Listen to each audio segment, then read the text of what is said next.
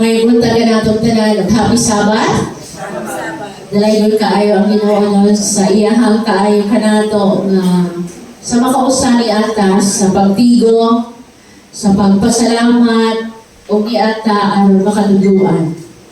Ang ato ang kinabuhi, ang ato ang panahon, kung ato ang makit-an ang naa sa ato ang palibot, kung wala ang Ginoo, murag makaluyag yun mga kaigsunan. Salamat sa awit, nung ang kaayo din sa Ginoo sa ato iyahang gyud gipakita sa matag adlaw atong may experience. Ato mga experience mga kaigsunan. If not, there's something wrong with our religion, with our relationship. Kung wala nato nakit-an ang gugma, kung wala nato nakit-an ang gahom sa Ginoo throughout the week, ato abang nasulayan ang Ginoo. Prove me now, saith the Lord of hosts. Iyon niya. Ang mga iyahang ginahagit ka nato kanan, aron nga mainhan nato ang ato ang Ginoo. This morning, ang ato ang tunan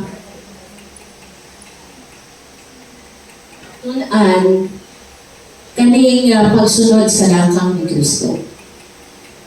Usaya ang ato ang sentro is more on katong iyang mga pagbuhat. But this time, this is different nga presentation mga kaigsunan. Sa ato mga pagtuon sa ato ang Sabbath School, ato ang isutulan kaning mga silyo, no? Mga silyo. And gikan sa unang silyo, hangtod sa ikabat na silyo, it talks about war.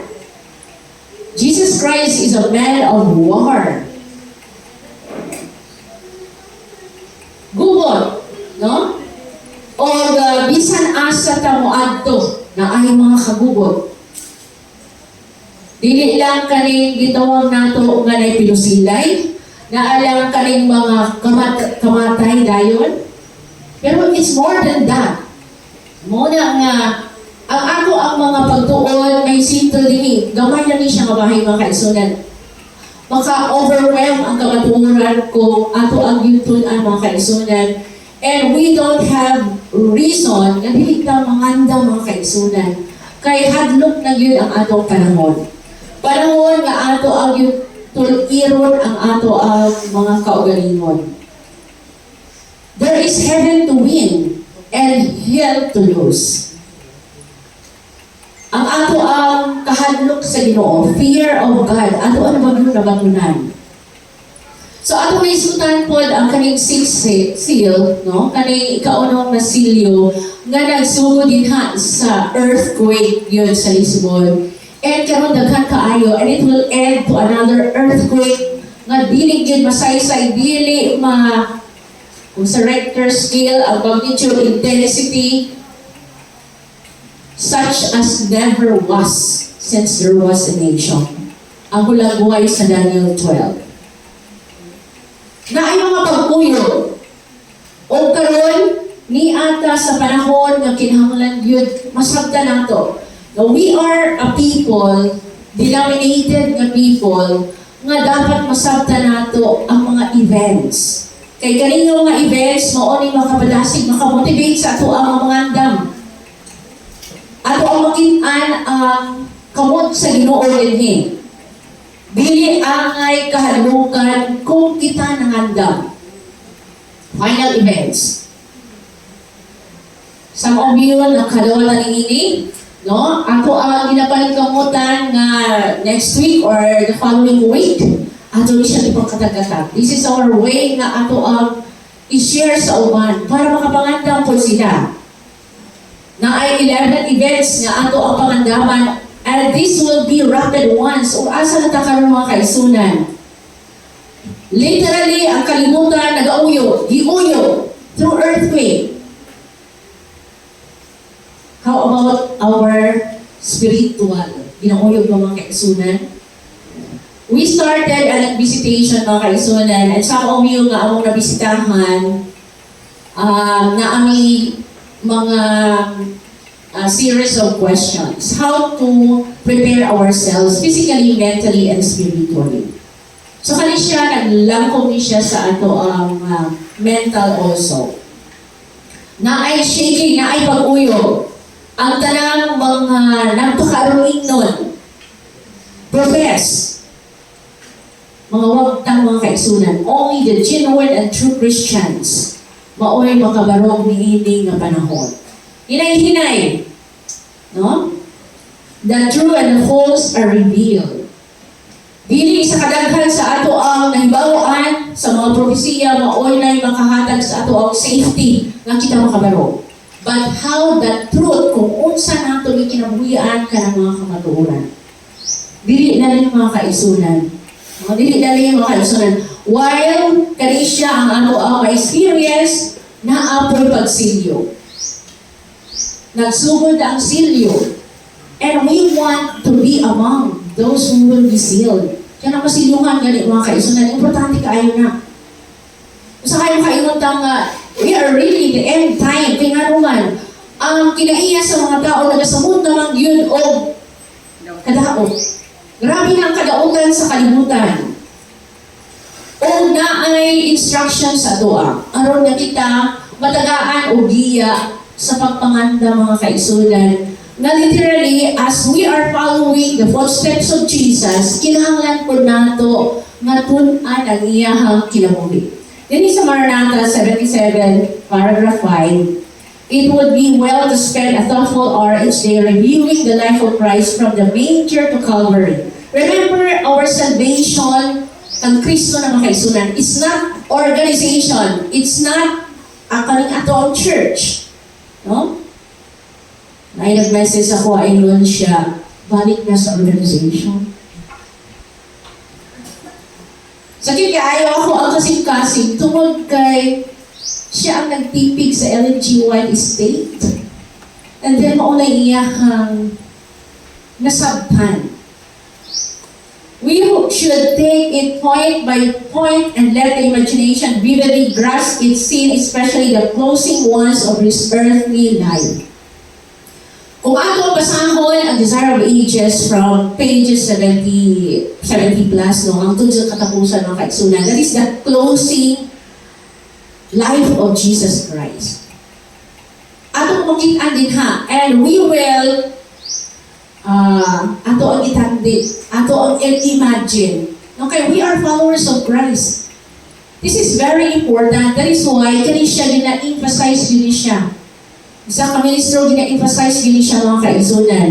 And one also, minister na medyo nakapupukaw sa kuha, ingon siya, tigulan na kaayo mga ministro, ingon siya nga, ang Ginoo wala long for churchgoers. No. Ang ginahanong sa Ginoo, disciples, not churchgoers.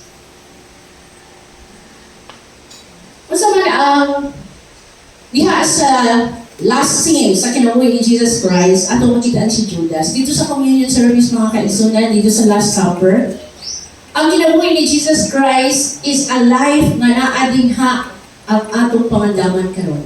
Life of betrayal. Betrayal.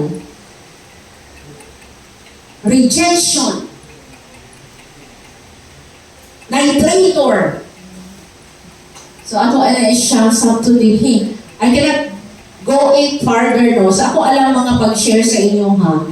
And then, in his life, nga naa siya sa Gethsemane. Last na rin niya yung pag-ampo sa Gethsemane mga kaigsunan. O si Peter, John, and James na atito. Ang iyang ingon, watch and pray. Pagtukaw.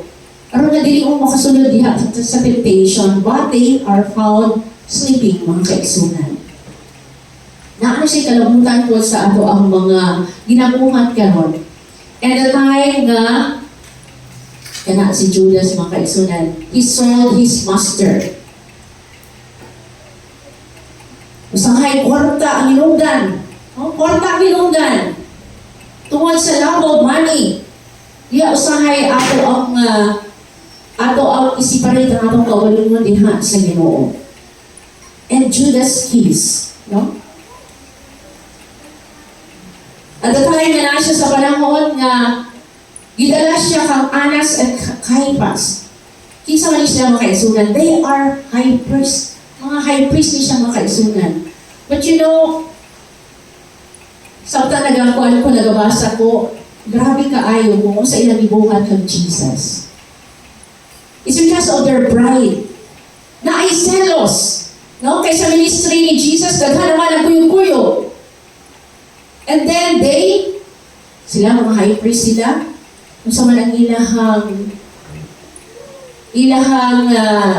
pangalan, or naihan ba sila, or sa Anas at Caiaphas. And dito sa panahon, yanaan siya dito sa kang Pontius Pilate. The mob, the people. Ato ang makitaan katong mga apil ba dito, katong mga nagkuyog-kuyog sa iyahan, para manginaw, para mukaon. O ba to sila ang nag-singgit po na crucify him, release Barabbas? Sa iyang mga tinunan, the time that Peter denied him 3 times. O ni siya ato ang pamanandungan mga kaigsunan kay basit kaninang mga kinaiya. For those na mga karakter na ato ang dimension, basit isa ta ato mga kaigsunan. And at the time, nag-crucified siya. O ni siya atong tagaan o pagtagan. Sometimes, ulibig, nawala na ta sa pasing mga kaigsunan kay we are only on to kanang mga mensaheng na walang kalabutan sa ato ang kaluwasan. Kung ato ang isunan ang mga disciples, mga kaigsunan, ang ilang pinuhi dili basta-basta. Peter crucified upside down, Andrew crucified an egg-shaped cross, John died naturally, pero before siya na-died naturally, iparito po siya, idalabot siya dito sa island of Patmos, nag-i-exile siya. James crucified, Philip crucified, Bartholomew skinned alive, Thomas slain by a spear, Matthew killed by a halberd, James stoned to death, Thaddeus killed with arrows, Simeon sawn in half, and Matthias beheaded. Asa gusto nato nga kamatayon na mga kaigsunan? They are God's, Jesus' disciples. Dili basta-basta ang pagsunod. Sometimes our religion is what we call convenient religion. Wala'y self-sacrifice, wala'y sakripisyo. Sa mga pangutanan ta, why suffer that kind of death? Ngayon, kinahanglan ng Diyos nga inato ang ilahang pamaagi sa kamatayon. What is ahead of us also? Kung malagad ta o tarong. Kung sa may mga kaagi nga dapat natin masabtan. Nagmahay ba sila sa ilahang gidangatan? Or ilahang kalipay? Nga nahimo silang sharer of Christ's suffering. What was their crime? Kung sa magiging ang krimen nga ilang gibuhat, kung sa ilang sala mga kaigsunan, na ang mga leaders o mga katauhan, suko yun kanila.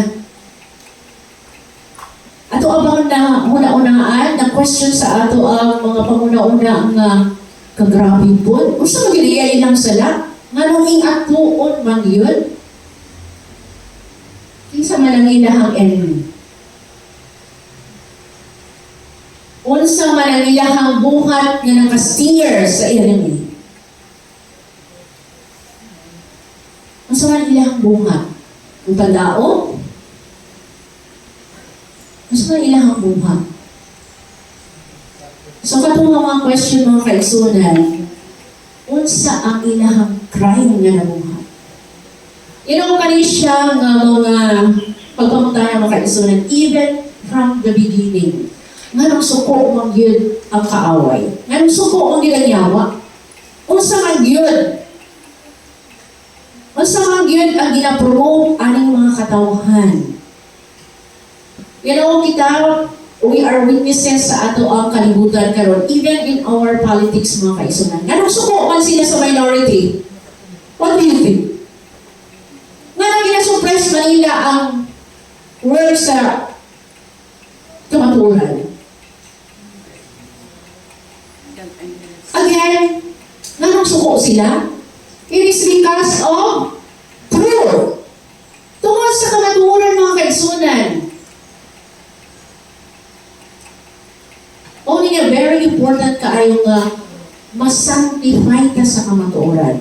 Mabalaan ka sa kamaturan. Dili ang tanan nagasimba o Sabado, dili ang tanan nagaingon, Lord, Lord, mga luwas.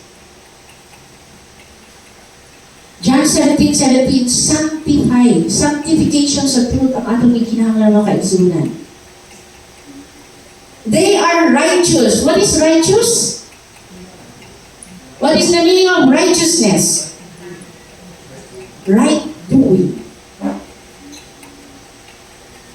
Kung mumuhat ta o maayo, kung mumuhat ta o matarong, we are Satan's target. We are enemy's target. Kung wala ta na-orient mga kaigsunan, o wala ta na kaila sa atong Ginoo, o wala ta kahabalo sa iyang experience,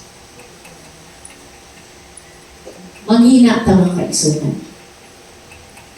One very important kayo mga kaigsunan nga kanisya, tagaan na itong pagtagan. This is only a tip of an iceberg. Ang ako ang ihatag sa inyo ha. Ephesians 6 verse 12. For we wrestle not against flesh and blood, but against principalities, against powers, against the rulers of the darkness of this world, against spiritual wickedness in high places. Body, yes, kana siya, ato siya, atong nailhan, atong friends, our family, gigamit na sila.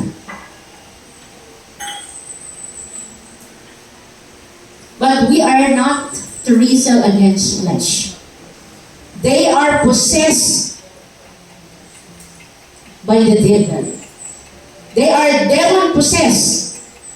Muna nga, imbis nga mo-attack pa sa ilaha, kaluyan nato if we understand this truth.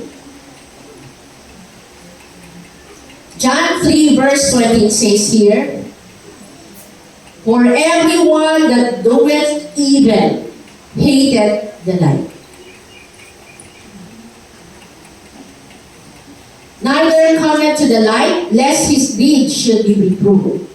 Muna siya atong batayan mga kaigsunan. Nga nung suko mang yun ang kumit-ngit sa kahalian. Ang evil sa good. You know, the presence of those who are righteous, it will make the Zion tremble. Ang presensya sa mga matarong mga kaigsunan, di kalubutan, kunan yun na siya sa mga di matarong. Why? Just like John the Baptist, ang iyang word, na plain and simple, is a rebuke sa mga leaders sa church. Isaiah 5:20, woe unto them that call evil good and good evil. Mauna niya nga ito ang kalimutan karon. Murag, ang hayahay katong mga itong nakabuhat o dili maayo. Katong mga nalingkawot nga ma-preserve ang kaayo, ma-preserve ang mga maayo nga buhat, ang kinahanglan buhaton, mo ay gina-persecute. Ato ba nang nabantayan mga kaigsunan? Kung wala nato nabantayan na siya, medyo na problema sa ato. We cannot discern. O rin importante kaayo, kay nga naman, ang Ginoo naghatag na kanato og mga example.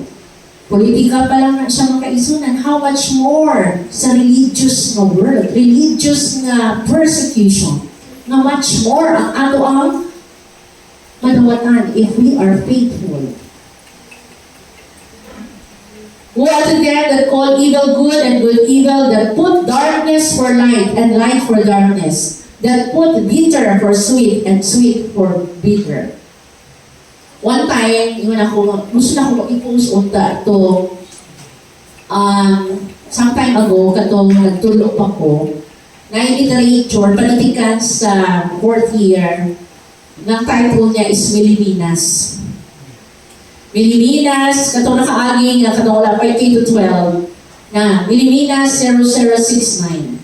Murag mauna na karon ang gakay kabo. Murag out of kaning kuan lang to sa kaning author nga iya i-picture out kato siya nga country. But murag ligas-ligas na ba, murag Pilipinas. So iana siya ang gakay kabo. And that is the work of the enemy. Dili nato pwede i-detach ang ato ang kaugalingon sa ay wakulabot anang politika, no. The kingdom of Nebuchadnezzar, of Artaxerxes, o iba't pang mga kingdoms, mga kaisunan, it is political. And we are already in the end time. Una nga, ang ato ang mga pagbungat karon dapat masabtan nato. Masettle ka sa truth. Ang pagmungkana are very ready to follow God's footsteps. Andang mata mga kaigsunan sa pagsunod yun sa lakaw ni Kristo. Masahay ang ato ang nagras lang sa iyahang kinabuhi, katong pagpamayo, katong pag-preach, but how about sa iyang mga struggles? How about sa iyang temptations? How about sa iyang pag-overcome? How about sa persecution? How about mo siyang ato ang tagaan ng pagtagaan. Sa gibasa kanina, mga kaisunan sa John 15:18-20, if the world hate you, you know that it hated me before it hated you. So, dili na tamatingala mga kaisunan, kung naikasuko ang kalimutan sa atua, dili lang kalimutan, kalimutanon sa atua. Kaya mauna ni siya ang gitagna. Usahay mo tunggana ta. Who is our enemy? Again, yan ang suko sila. It's because of the truth. Galatians 4:16. Am I therefore become your enemy because I tell you the truth?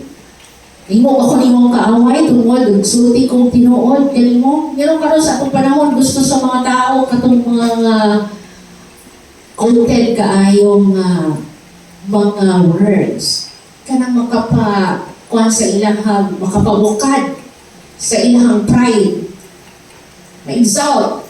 Pero when we talk about truth, as in truth, no holds barred, crying aloud, showing the people their transgression in the house of Jacob. Naimingon kamsa. You know, it's not time for us to play game with God. Unsa iyang hinungdan nga we are raised at this moment. Ang Ginoo gusto nga ma-purify ang church. Gusto ma-pudli ang church. But if we don't want correction, eventually, mawala ka mga kaisunan. Our enemy is at work, and we are in the shaking time mga kaisunan. Dili sa last events o sa Testimonies Volume 16, we are in the shaking time. The time when everything that can be shaken will be shaken.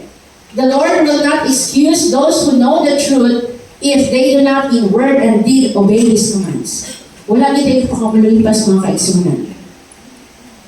We are blessed, yes, with all the truths na naa sa tuwa, we are God's depositories. But if this truth nga naa sa tuwa will not sanctify us, we will become God's enemy. Bitterest enemy of our brethren. Unsa man ang i-shake sa tuwa mga kaigsunan. Kung ato pasamon last events na alin ang chapter 12 about sa shaking mga kaigsunan. Dili ita una-una nga niata dinhi, it is a guarantee that we are saved. It has something to do with our relationships sa atong Ginoo. If dili ka matinud-anon, if we are shocked, masaling shocked sa kwan, sa Bisaya, taho, to say, walay bunga, wala ka mga isunan. Dahil ko sa hangin. O pasalamat daw, when there is persecution in the church, why persecution's number? Yun sa great controversy, it is because we compromise. Persecution cleanses the church, and the straight testimony produces a shaking.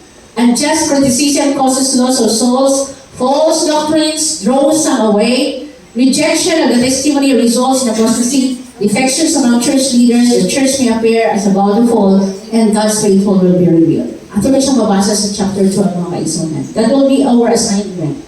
Para makita nato, asang ato ang standing, mga kaisunan. No time to play games with God.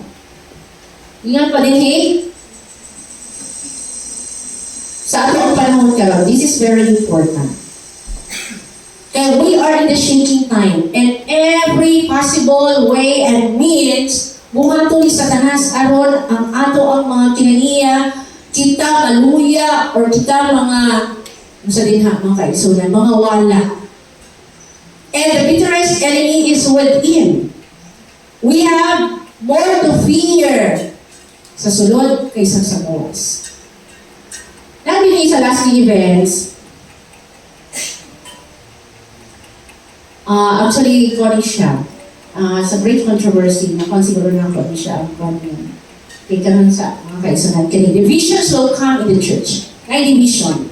Two parties will be developed. The wheat and the tares grow up together for harvest. So this is true not only for our church, but to all churches, mga kaisunan, even the Protestant churches, kaya naami usahay na inhan, na they are also shaking. No, lagi ako shaking, kaya there are faithful ones also, na sa ilaha. Panahon nga tawagon po na sila sa Ginoo, katong mga faithful ones. Kaya very important kaayo sa tuwa. Apili siya sa shaking, mga kaisunan. This is part 2, unta to sa ako presentation, but I will dwell it here. Sa kaya nga panahon, our time is very fast. The history of the rebellion of Dathan and Abiram is being repeated and will be repeated till the close of time. Who will be on the Lord's side? Who will be deceived and in their turn become deceivers? Very important din siya, mga kaisunan. Ako rin emphasize kay this is most holy place experience. This is the rod of Aaron in the most holy place, mga kaisunan. And we are experiencing this also. Kung sa man ang ilahang issue, mga kaisunan. Actually, not only Dathan and Abiram, ang pinaka-principal yun din kay si Korah, mga kaisunan. So naadin ang discontent, jealousy, envy, secret rebellion, and open rebellion. So yun ang ginabuhat is they are first whispering sa ilahang discontent, disaffection to one another. Hangtod, successful sila na nakuha nila itong 250 ng princess, mga kaisunan. So, mga siyang works sa conspirators. First sa leader, and then also sa mga people. Sa diha, nakuha na nila mga leaders, dito na sila sa mga tao. Ang ilahang gusto is to change the government. Nga naman, hindi sila ganahan ng Moses. Why? They picture Moses as tyrant. Ilahang i-picture si Moses nga dautan na kaayo nga leader. Why? Morning ilahang gusto, mga kaisunan. Yun nga din sa Patriarchs and Prophets 397, paragraph 3. The next work of the conspirators was with the people. To those who are in the wrong and deserving of reproof, there is nothing more pleasing than to receive sympathy and praise. Morning ginabuhat ni Satanas before hand pa, mga kaisunan. Hindi lang sa atong panahon. Katong dili gusto magpa-correct, o nang ganahan yun si Satanas na ulugan na sila. And thus Korah and his associates gained the attention and enlisted the support of the congregation. Hindi man gustong nga badlong. The charge that murmurings of the people has brought upon them the wrath of God was declared to be a mistake. They said that the congregation were not at fault since they desired nothing more than their rights. Amo man ang katungod, rights. Since they desired nothing more than their rights, but that Moses was an overbearing ruler, that he had reproved the people as sinners when they were a holy people and the Lord was among them. Matayan na ito ang pamaagi sa kaaway. Flattery. They decided that all their disaster were chargeable to him.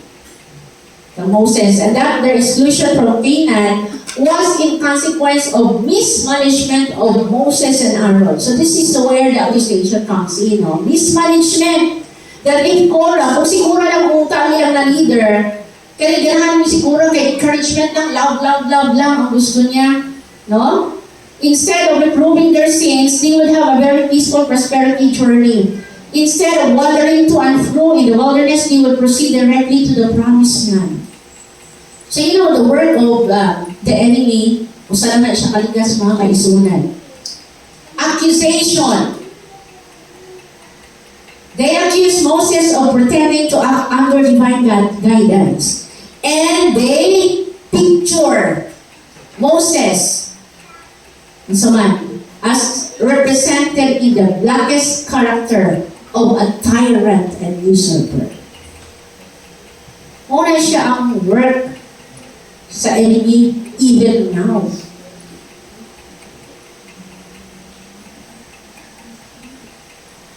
There has ever been a class professing godliness who instead of following on to know the truth, make it the religion to seek some form of character or error of faith in those with whom they do not agree. Such are Satan's right-hand helpers. Ngunit kinigyan sa tao, kung hindi ka ganahan ganin sa iya, ha? Imuha din siyang gautod. Muna siya. Right-hand helper ni Satan. What else? You know din? Accusers. Muna siya sa snares of Satan, mga kaisunan. Natay booklet din ha about sa snares of Satan. Batayan na nato, kay muna ang buhat ni Satanas. Ikan pa kaniyang ang karon. Accusers of the brethren are not few, and they are always active when God is at work and His servants are rendering Him true homage. The more ka mabuhat ka o maayon, the more ka ma-attend ka o mga buluhaton, Satan is doubling, tripling his work. Sa iyang ginabuhat, they will put a false coloring upon the words and acts of those who love and obey the truth. These are the right-hand helpers of Satan, accusers of brethren. Dili nato mabasa ang motibo sa tao, mga kaisunan. We cannot presume. We cannot assume na muna niyang doon na una. No. They will put a false coloring upon the words and acts of those who love and obey the truth. Kung yung mga kaisunan, kay ganuan, they will represent the most earnest, zealous, self-denying servants of Christ as deceivers. Kanila gabuhat tani. So how can we discern now? Kung ano yung ginapakita ka, that is why shaking is very important. It is their work to misrepresent the motives of every true and noble deed, to circulate insinuations, and arouse suspicion in the minds of the inexperienced. They are sowing seeds of distrust, malice, evil surmising. In every conceivable manner, they will seek to cause that which is pure and righteous to be regarded as fallen simply. So how can we know them? Nagapadayan mga kaigsunan, but not need to be deceived concerning them. Dili daw tama deceive ang mga kaigsunan. It may be legally seen whose children are they, whose example they follow, and whose work they do. As always, ang ato ang mga ginashare, ang ato ang inatudlo to the law and to the testimony. If they speak not according to this light, it is because there is no light in them. The second is, by their fruits, we shall know them. Kung sa kanilang mga buhat, nakapaligon ba sa iglesia, or we compromise as a church? Ang atong mga buhat, let us include ourselves. We are not accepted here. And if we have fear, datay kahadlok sa Ginoo mga kaigsunan, we will tremble. Hadlok. You know, some time ago, ako na isulti mga kaigsunan. Kaya atong church is, gigugman siya sa Ginoo. Kung naay mga problema din, sometimes some of us na sila ay taga-anagasa sa Ginoo to dream. Ngayon sa kaisunan ningon sa kuha. Nagdanggo ba ako? Kasi mong danggo, gikilatan ng church. And literally, pag kada siya awake, gikilatan daw yung church. Ang kayong daw ang diha nga kon, na ay lubidin ha? Lahat po to. You know, there is an internal problem. Salamat sa Ginoo, it was resolved. At look mga kaisunan, the wrath of God, gina-pour out not only those who are sa gawas, mas dako ang ato ang mga kaisunan if we are playing game with God. Their course resembles that of Satan, the envenomed slanderer, the accuser of our brethren. Revelation 12:10. The great deceiver has many agents ready to present any and every kind of error to ensnare souls. He has his prepared to suit the varied tastes and capacities of those whom he would ruin. Ang target yun sa kaaway mga kaisunan, katong nagapalingkamot yun na maluwas. And here comes, kasi iyang pagagamiton mga kaisunan, aron nga kaning iyang buhat mo successful. Ano yung susunod niya kung ating kulang mga kaisunan? Hindi nga, it is his plan to bring into the church, gusto mo niyang idal sa church, insincere, unregenerate elements that will encourage doubt and unbelief and hinder all who desire to see the work of God advance and to advance with it. Mga handong mga kaisunan, are we part of these people nga waoy nagdala o hindrance sa work sa Ginoo? Dako kayong guluhan mga kaisunan. We are not limiting ourselves sa kanilang buhat, kanilang place, kanilang po ng mga buluhaton. No. Kung atong nakitaan how short our time is, how solemn, rapid movements, ano mga kaisunan, ang ato ang panahon karon. If we feel that we are standing in the holy ground, hadlok na mga kaisunan, kay mas dako ang wrath sa Ginoo sa atoa. Dini sa ato ang balasahon, I don't know kung inyuhan siya na sometimes sa ato ang sons and daughters, no, nga ato ang katong report as ka siya katong naali siya sa katong last week mga kaisunan. Gingan niya, my good name is capital of far more value to me than gold or silver. Let me preserve it untarnished. If men assail that name, it shall not be because I have given them occasion to do so, but for the same reason that they spoke of evil of Christ. Because they hated the purity and holiness of his character, for it was a constant rebuke to them. What is name? It is the character. Sometimes in our ang mga experience, experience of slander, mga word. Kinamutang-mutangan niya ito mga kaisunan. Kinahanglan ready taan na. I'm so happy early in my life, elementary ko, parang ako naka-experience nga ni. Tungkol kaya kanya akong inahan, grabe kayo ingabot sa mga parinti. Na yung mga blackmailing, mga unsa ni siya. Pero one thing lang yun mga kaisunan ang ako ang nakitaan. Mga ako ang nabutang sa akong kasing-kasing. Ang Ginoo wala yun nakatulog. Pero sa ngayon yung anak yun ang punishment sa Ginoo. Na may tulog ng mga person na grabe kayo na nagkuhan sa akong mother. Pero nangamatay sila sa cancer. And that is also biblical. That is not karma. Actually, ang kalimutan rin ng karma. Pero God, His word is true.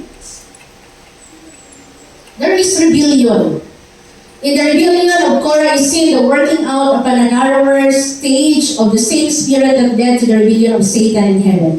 It was pride and ambition that prompted Lucifer to complain of the government of God and to seek the overthrow of the order which has been established in heaven. Kaning ato ang mga na-experience mga kaisunan, it is a cycle. No? Cycle. Since his fall, it has been his object to infuse the same spirit of envy and discontent, the same ambition for position and honor into the minds of men. He thus worked upon the minds of Korah, Dathan, and Abiram to arouse the desire for self-exaltation and excite envy, distrust, and rebellion. Satan caused them to reject God as their leader by rejecting the men of God's appointment.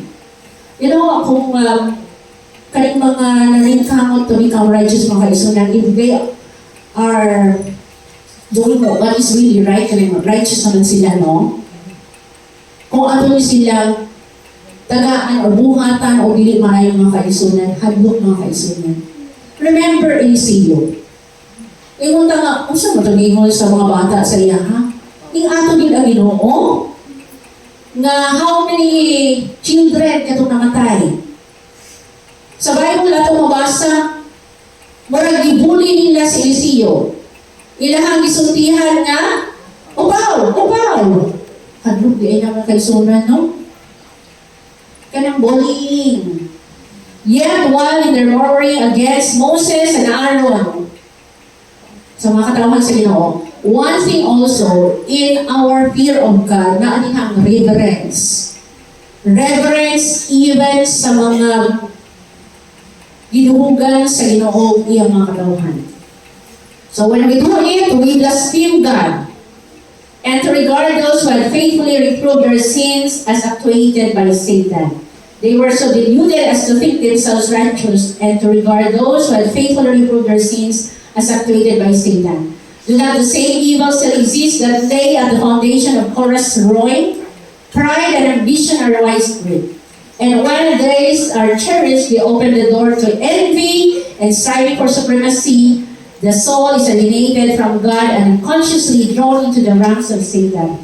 Like Korah and his companions, many even of the professed followers of Christ are thinking, planning, and working so eagerly for self-exaltation that in order to gain the sympathy and support of the people, masama nilang ginabuhat.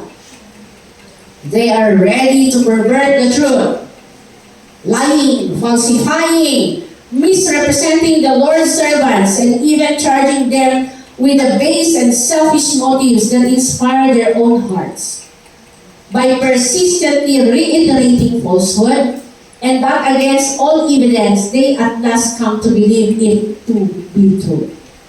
While endeavoring to destroy the confidence of the people in the men of God's appointment, they really believe that they are engaged in a good work, verily doing God's service. Naguna-una pa ka, like Peter, like Paul, wala pa siya na-convert, nangimong yung nauna, na ang Espiritu sa Ginoo, but Espiritu di ay siyawa ang nagposes sa inyo. Why need a shaking? Anong kinahanglan man? The Lord is soon to come.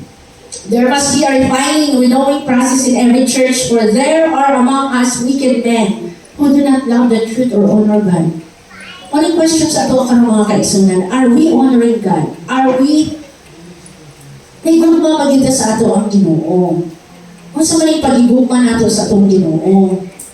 Kaya mao mo siya nakasiparate sa ato, o mao mo siya ang hadlok tungod kay if we are kanang naguna-una ta nga okay lang siya, kung dili okay, we are successful nga gamiton sa kaaway. Hadlok kaayo. Now is the time for God's people to show themselves through the principle. When the religion of Christ is most held in contempt, when His law is most despised, then should our zeal be the warmest and our courage and firmness the most affection. Muna ato consolation mga kaisunan, if naata sa kamaturan, magbuhat sa kamaturan, bisan pa unsang buhaton sa ugan sa ato. This is God's word for us. To stand in the defense of truth and righteousness when the majority forsake us, to fight the battles of the Lord when champions are few. This will be our test. Sa Bisaya, hindi gayon mga kaisunan. tamang panahon, ipakita sa mga katauhan sa Diyos ang ilang pagkamatinud-anan sa prinsipyo. Ang pagbarog diha sa pagdepensa sa kamatuoran o pagkamataros sa diha ng kadaghanan mo nagabiya kanato sa pag-away sa mga gubat sa Ginoo sa diha nga dutay ang mananaog kini maoy ato ang pagsulay. At this time, kini nga panahon, we must gather warm from the coldness of others. No? Saan nato pag-gather sa coldness sa others, mga kaigsunan. Courage from their cowardice and loyalty from their treason. Ano siya nga ito buhapon? Persecution comes in. Adlong pata sa persecution, mga kaigsunan? This is the very reason nga nung atong kinahiliya, kinahanglan maugma. Character building. It's not only love, mercy, kindness, but God needs bold, itong courageous man who will stand for the right to the heavens fall. The reason, pag BIBI, adok na nga BIBI yun, buhat-buhatan, o istorya, insultohon ta, threaten ta, hadlokol ta, mapriso ta, or even mamatay ta, hadlok pa ta rin yung mga kaisunan. This will be our test. Dili ka maka-experience sa aning mga kaisunan kung dili ka diya sa Ginoo. But if we stand for the truth, bisan asa kay butang, nandiyo ko sa tuwa. Because darkness alone, evil, dili lang gamay, many, no? Muna nga nato ang kasing-kasing mga kaigsunan, manunod yun na sa Kristo. Romans 8:35, last nga ato ang i-share sa inyo mga kaigsunan. This is one also sa mo ang ikanta ng katang ilawin. No? Based from Romans 8:35-36. Who shall separate us from the love of Christ? Kinsa may makapangulang ka nato sa atong buong sa inyo. Kung tinuod ang yung talay buong mga kaniya. Tribulation, kasakit, or distress, or persecution, or famine, or nakedness, or peril, or sword. O ba na makapahimulang sa tuwa? Yes, kung we are not rooted diha sa atong Ginoo. For I am persuaded, sa 38-39, that neither death, nor life, nor angels, nor principalities, nor power, nor things present, nor things to come, nor height, nor depth, nor any other creature shall be able to separate us from the love of God, which is in Christ Jesus our Lord. So nainaot ko nga atong gugma, ang gugma nato sa Ginoo, ato ang maklaro mga kaigsunan. Dili siya gusto og half-hearted service, half-hearted nga pagpangalagan mga kaigsunan. We know not the time. Ang mga tilmadon, mga events are following. Italaan pa niya tao kagawasan. Mauna ang atong pag-ampo, nililita anang mga grupo na in the end time, magpag-hook tungod kay we reject this life. May we are blessed, mag-abo-abo sa tao ng atong kagalingon sa panapay kay Dino. May buntag o habisaban ka natin tanan.